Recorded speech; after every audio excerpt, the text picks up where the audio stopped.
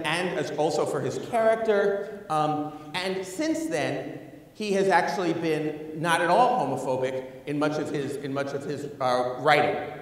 Still not so good on women, but a lot better on gay men. Oh, and if you don't believe me on the not so good on women, in January 2011, as he becomes a grown-up, he's 32. He's out of guyland, so to speak. He's 32. He's asked about being an adult now, and he says, this is a direct quote verbatim. You can check it on the internet. He says, "I'm a T-shirt guy now, but wife beaters won't go out of style because the bitches keep mouthing off."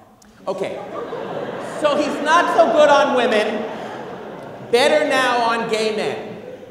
In 2002 on MTV, he is asked by the interviewer, "What is up with you and gay men? Why does every single rap have faggot this and faggot that?" And this is what he says. He says, "The lowest degrading thing you can say to a man is call him a faggot and take away his manhood. Call him a sissy, call him a punk. Faggot to me doesn't mean gay people. Faggot to me just means taking away your manhood." So do you hear that? It's not about sexual orientation, it's about gender. It's about taking away your manhood. So that idea, that fear of being seen as weak, as sissy, is in some ways the important element here is that this becomes a kind of relentless fear that guys have, that they are always having to police themselves because they know that other guys are policing them. And "that's so gay" is just a phrase that people use to try to police other guys. It says that behavior is wrong and you should do it this way. Now, and by the way, this is in parentheses, but those of you who would argue that this has nothing to do with real gay people, that this is just sort of the generic bad or wrong, try this out for size. That hat is so black. That hat is so Jewish. Couldn't do that, could you? No, because that refers to real people, right? So as our society begins to develop some kind, a greater acceptance of LGBT people, that association of those real people with that term will become far more obvious to us. Okay, let me go back.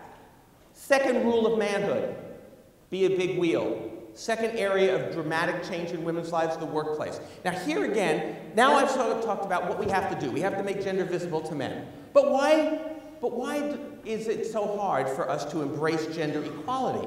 Why do we think gender equality is a zero-sum game? Why do we think if women win, men are going to lose? Well, let's look at the workplace, and I'm going to tell you another story about my own experience, and then turn to making the case to you that men should support gender equality.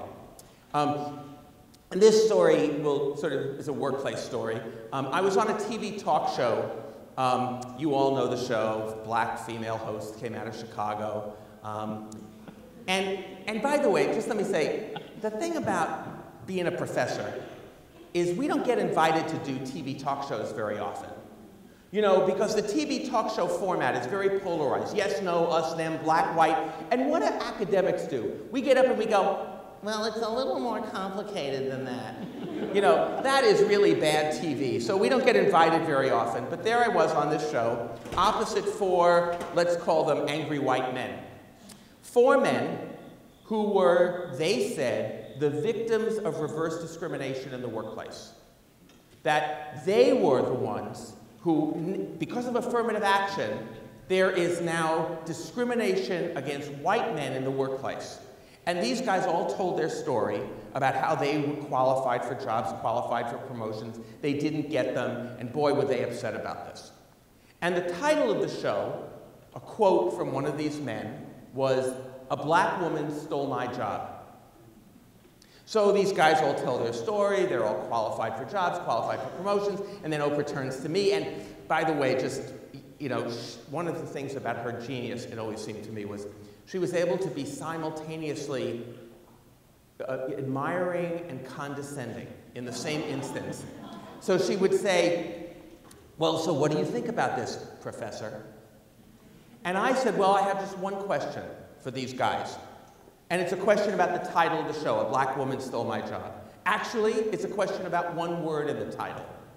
I want to know about the word my. Where did you guys get the idea it was your job? Why isn't the title of the show A Black Woman Got the Job or A Black Woman Got a Job? Because without confronting men's sense of entitlement, we'll never understand why so many men think gender equality is a loss for men. We think it's a zero-sum game. We think if women win, men are going to lose. But look, we think this is a level playing field. So any policy that tilts it even a little bit, we think, oh my God, water's rushing uphill. It's reverse discrimination against us. Let us be very clear. White men in America are the beneficiaries of the single greatest affirmative action program in the history of the world. It is called the history of the world. So our job then is to say, okay, now we're making gender visible, making privilege visible, we're confronting the sense of entitlement. That's what holds men back. So now let me try and make the case to you that in fact gender equality is in our interests as men. And I'll do that by talking about the last two areas of change in women's lives, the balance between work and family, or family life, and sexuality, the last two rules of manhood, being a sturdy oak, and give 'em hell. Now, one thing that I can guarantee that is different from this generation, with this generation of young men, compared to, say, my generation, my father's, is that most of the men in this room, if surveys are to be believed, most, if not virtually all the men in this room, expect to be, assume they will be, really involved dads. Some of you are saying probably, I'll be a much better father than my own father was. I'm really going to be involved with my kids. I really expect that. Most men of college age assume that they're going to be involved dads. Now, let me see, how many of you in this room actually have children? You see the hands of the parents, okay, just a couple. All right, well, let me just tell you, here's what you're going to hear. Guys who are, thinking about becoming an involved, because we think being an involved dad means, quality time, right? Don't you love that phrase, quality time? Quality time is like you say, son, come home from school, early on Friday. We'll throw that football around, we'll bond, we'll get close. And your kid is likely to say to you, oh, sorry, Dad, I'm busy, but I'll text you. As a parent, I have to say I do not believe in quality time at all. I think it's a complete lie. I believe in quantity time.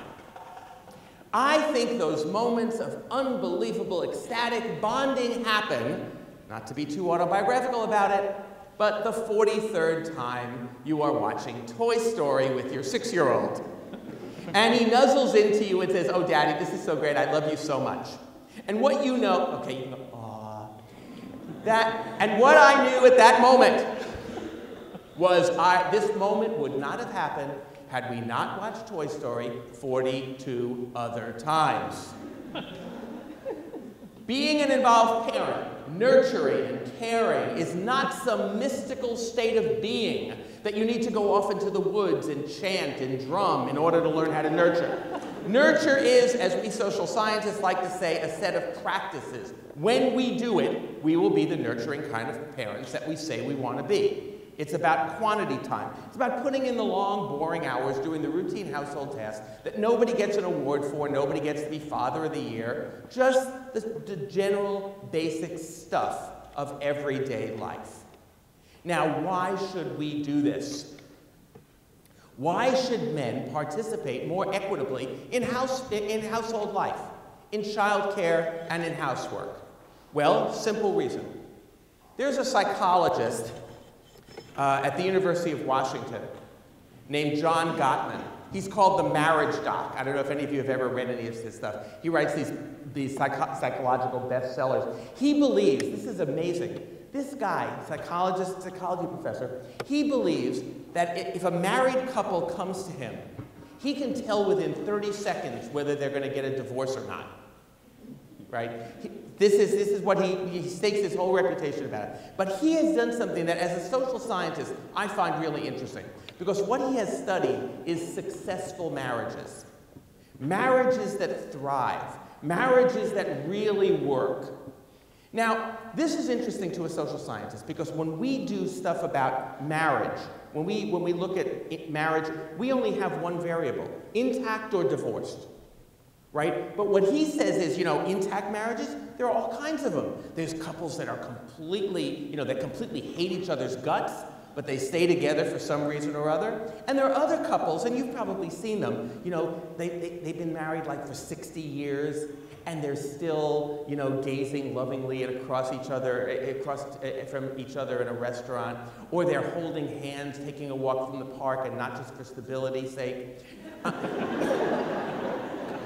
But you know these couples, you see these unbelievably happy, and you say to yourself, as any normal, rational person would do, how do they do it?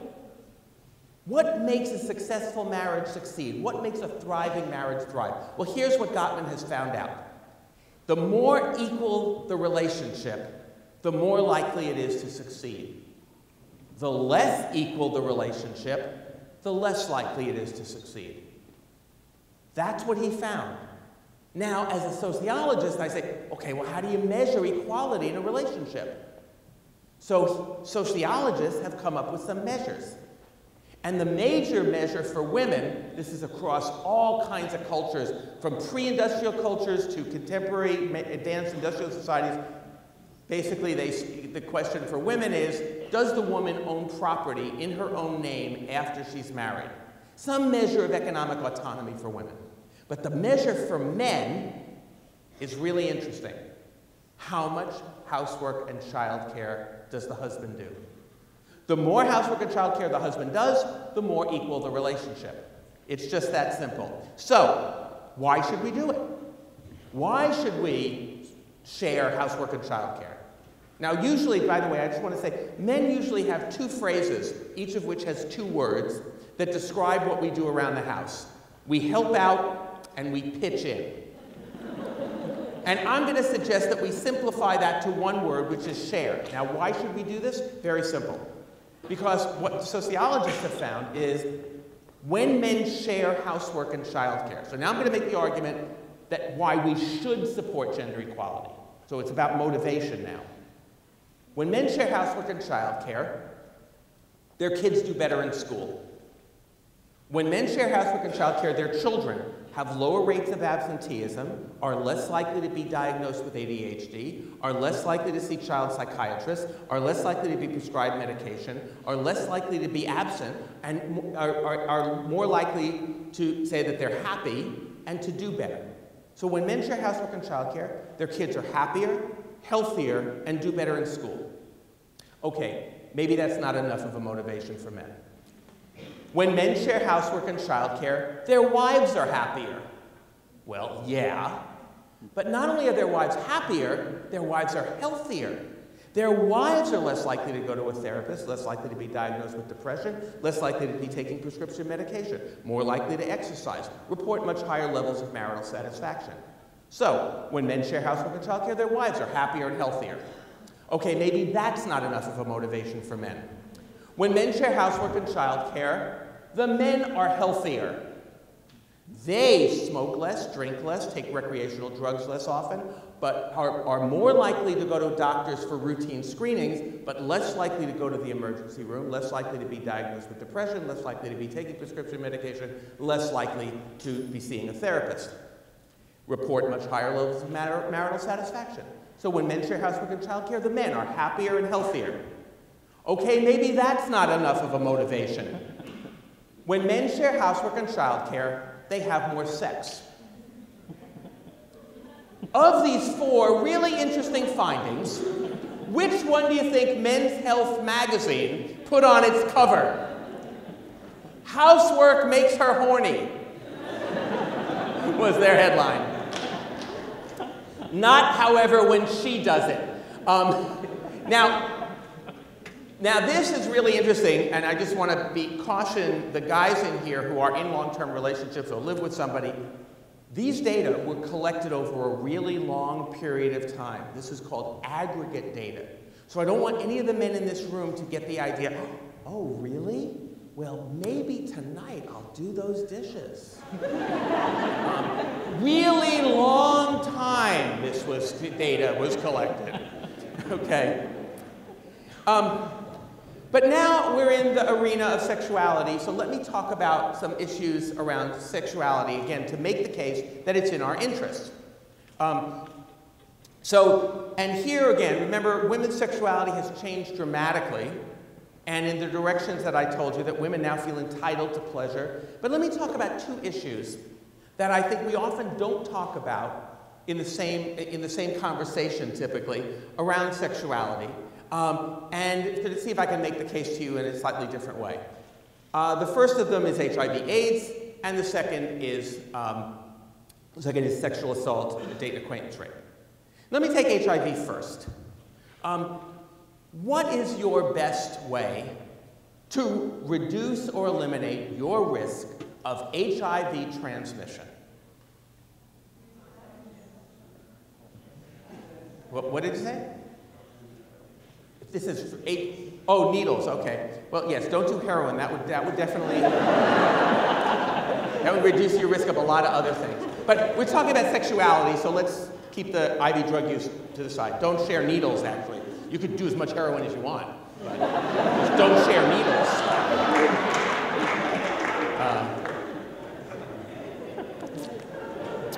If you're a good American student, coming from a public high school in the United States, you're probably the first thing that you were taught is the only way to reduce HIV risk transmission is abstinence. And now I have nothing, by the way, I have nothing against abstinence as a personal lifestyle choice. You know, you could decide for political reasons, moral reasons, religious reasons, emotional reasons, psychological reasons, whatever reasons you want, literary reasons, whatever, not to have sex until you get married. That's fine with me. I don't care. But first, don't you think we should agree about what abstinence means?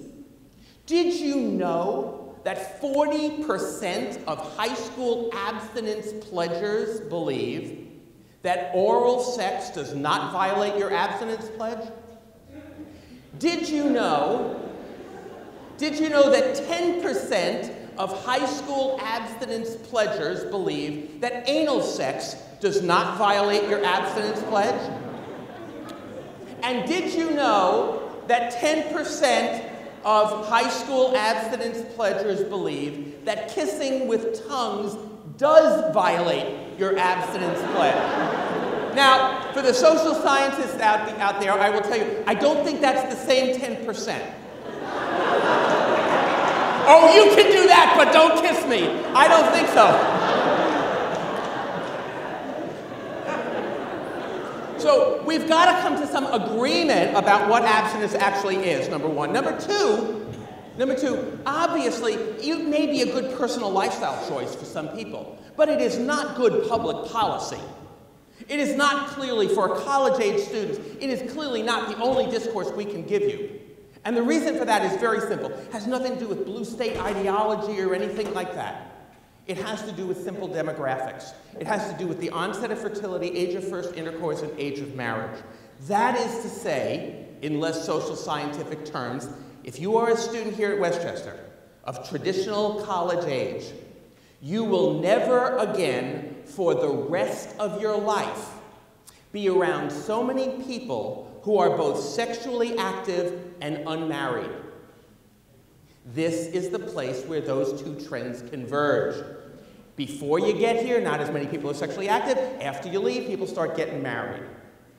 So most people will do most of the sexual experimentation they do for their entire lives during their college-age years.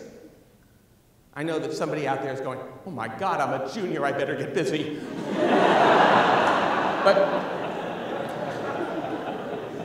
So, obviously abstinence can't be the only thing we tell you. They just got it. It moves this way, I think.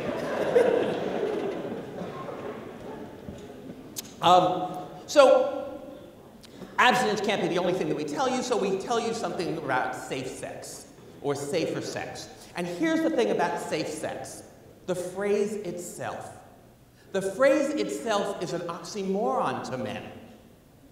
You know what an oxymoron is, right? It's a phrase where the terms cancel each other out, you know, like business ethics or military intelligence or my personal favorite, social science. Please don't be too angry about that. So, I mean, when men hear sex, they think hot, passionate, exciting, explosive, spontaneous. When they hear safe, they think warm, soft, cuddly. So when men hear safe sex, what they hear is stop having sex like men. And here I think we bump up against homophobia, because if you look at the gay male community's response to the HIV crisis over the past 30 years, it has been precisely about taking this phrase, safe sex, and saying, how can we make safe sex sexy? How can we eroticize responsibility? How can we bring responsibility into sexual decision-making? And isn't that the same question that heterosexual women have been asking for decades around birth control, for example, around safety? Because here's the difference between women and men's sexuality. Earlier, I argued that once upon a time, men felt entitled to pleasure, but women didn't. Today, of course, both women and men feel entitled to pleasure. But here's the difference between women's sexuality and men's sexuality. Men see safety as the negation of sexiness. Women see safety as its precondition. Unless a woman feels safe, unless a woman knows that her bodily integrity is going to be respected, unless a woman knows that no means no, unless a woman feels safe, she cannot get to the part of her that says, yes, here's what I want, here's what I want to do, here's what I want to do with you. So this should be a no-brainer for men. If we want to have relationships with women who are as hot and as passionate and as sexy as we think we are, I know it's a stretch, but just indulge this for a moment. If we want to have relationships with women who are as hot, as passionate, as sexy as we are, as we think we are, the only way we're going to do that is to support women's efforts to end date and acquaintance rape, to end sexual assault. Because only when women feel safe can they give voice to their own sexuality, to which, by the way, as you heard, they feel utterly and completely entitled. So this should be a no-brainer, supporting women's efforts to end date and acquaintance rape. We could end it tonight if men made different choices. Think about that for a minute. How do we do sexual assault awareness? I'm sure that you all have, do it a lot better than most places. As I was doing the research for Guyland, I went to a lot of college campuses, and a lot of the ways that they do sexual assault awareness during first-year orientation or during the kind of programs that they have around sexual assault awareness, they basically say to the men, don't do it. Then they say to the women, okay, now, to reduce your risk for sexual assault, here's what you have to do. You can wear these kind of things, but you can't wear these kind of things. You can go to these parties, you can't go to these parties. If you go to these parties, make sure that you always go with a friend, never lose eye contact, taste each other's drinks, all these sorts of things. Because women, you can reduce your risk of sexual assault if you do all of these things. And by the way, just to make this very clear to the women in the room, don't not do this. Of course, women must continue to police themselves and each other to reduce your individual risk. But think about what this says for a moment about men. It says basically, it puts all the burden on women. It says, unless you police yourself, unless you do all of these things, you're at risk. And what does this assume about men? It assumes that unless you do all of these things, we men are wild, out-of-control animals, and we will be all over you. I think we can do better than that. I think that sets the bar awfully low for men. I think we have to figure out a way to bring men into this conversation. So I have an idea about how we might do this that I've been taking to some college campuses that sort of engage men in this conversation about sexual assault awareness. So, guys, you know what this is? Yeah, exactly. Yeah, this is everybody thinks of it, it's the urinal thing, right? Don't worry, this is a new one. It has a technical term for plumbing suppliers. It's called a splash guard. Now you know. And I developed this idea with a couple of friends, and we've been bringing it around to college campuses. The reason this one is nice and bright and red is because it's from Ohio State. And basically, what you would see, if used as directed, is the following. You hold the power to stop rape in your hand. I'll wait till it moves this way. You got that? Oh, yeah. Because that's the missing piece from sexual assault awareness, it seems to me, is the choices men make, right? The idea, now wouldn't that look good in purple and gold? That would look nice. When we first did this at Ohio State one morning, every single urinal on campus suddenly had that splash guard in it. And boy, did that start a conversation. The idea here is that what we do with sexual assault awareness is we put all the burden on women for self-policing or monitoring each other. And we basically assume that men can make no other choices. We could end rape in this country tonight if men made different choices about what we do with our bodies. We have a lot to participate in this conversation, and it's vitally important that we do. Now, the argument that I made to you is very simple.